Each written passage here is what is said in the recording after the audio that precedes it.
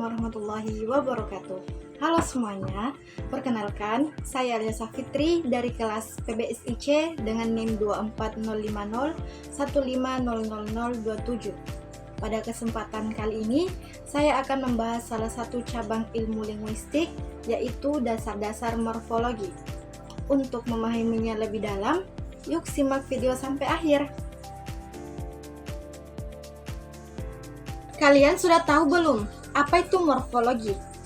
Jadi, morfologi terdiri dari dua kata, yaitu kata morf yang berarti bentuk dan kata logos yang berarti ilmu. Jadi bisa kita simpulkan bahwa morfologi merupakan salah satu cabang ilmu linguistik yang membahas tentang struktur dan bentuk-bentuk kata dalam suatu bahasa. Di dalam konteks linguistik, morfologi merupakan ilmu yang mempelajari bagaimana kata-kata dibentuk dari unit-unit terkecil yang disebut dengan morfem. Morfem merupakan bentuk bahasa yang terkecil yang tidak dapat lagi dibagi menjadi bagian-bagian yang lebih kecil.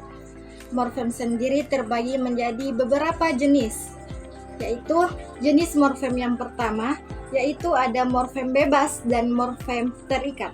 Morfem bebas sendiri merupakan morfem yang tidak terikat dengan morfem lain. Morfem ini dapat berdiri sendiri dan dapat digunakan tanpa harus terlebih dahulu menggabungkannya dengan morfem lain. Contoh morfem bebas yaitu kata pulang, merah, dan pergi.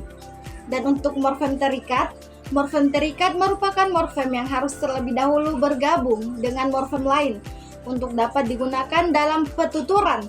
Contoh morfem terikat yaitu juang, henti, gaul, baur, bugar, rentang, dan kerontang.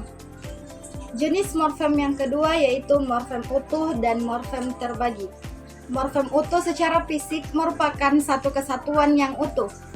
Semua morfem dasar, baik bebas maupun terikat, serta prefiks, infiks, dan sufiks termasuk morfem utuh. Sedangkan yang dimaksud dengan morfem terbagi ialah morfem yang fisiknya terbagi atau disisipi morfem lain. Karenanya, semua konfiks seperti p-an, ke-an, dan per-an adalah termasuk morfem terbagi.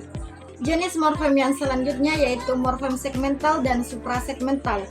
Morfem segmental adalah morfem yang dibentuk oleh fonem-fonem segmental, yakni morfem yang berupa bunyi dan dapat disegmentasikan. Misalnya morfem lihat, ter, sikat, dan lah.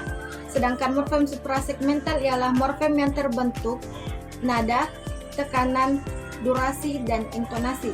Di dalam bahasa Indonesia tidak ditemukan morfem suprasegmental ini, tetapi dalam bahasa Cina, Thailand, dan Burma morfem tersebut kita dapati. Jenis morfem selanjutnya yaitu morfem beralamorf seroh.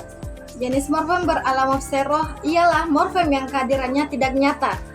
Morfem ini tidak ada di dalam bahasa Indonesia, tetapi ada di dalam bahasa Inggris. Jenis morfem yang terakhir ialah morfem bermakna leksikal dan morfem tidak bermakna leksikal. Sebuah morfem disebut bermakna leksikal karena di dalam dirinya secara inherent telah memiliki makna. Semua morfem dasar bebas seperti makan, pulang, dan pergi termasuk morfem bermakna leksikal. Sebaliknya, morfem afiks seperti ber, ke, dan ter termasuk morfem tak bermakna leksikal. Selanjutnya yaitu kata. Kata merupakan satuan bahasa yang mempunyai arti atau satu pengertian.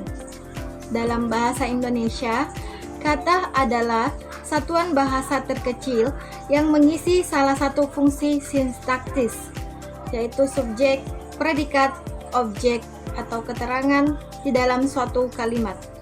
Selanjutnya yaitu klasifikasi kata dalam bahasa Indonesia. Klasifikasi kata dalam bahasa Indonesia ialah merupakan pengelompokan kata-kata berdasarkan jenisnya. Kelas kata memiliki peran penting dalam struktur kalimat. Menurut KBBI, kelas kata dibagi menjadi 5 jenis, yaitu verba atau kata kerja, nomina kata benda, pronomina kata ganti, numeralia kata bilangan, dan adjektiva kata sifat. Selain itu, ada juga kelas kata lain, yaitu adverbia, kata keterangan, preposisi kata depan, konjungsi kata hubung. Kata-kata juga dapat dibedakan berdasarkan bentuknya, yaitu kata dasar, kata berimbuhan, kata ulang, dan kata majemuk. Materi yang terakhir yaitu pembentukan kata. Pembentukan kata adalah proses untuk membentuk kata turunan dari kata dasar. Proses pembentukan kata dalam bahasa Indonesia dapat dilakukan dengan beberapa cara, yaitu gramatikalisasi, afiksasi, reduplikasi, komposisi, modifikasi internal, dan sublisi. Dan yang terakhir yaitu pemendekan.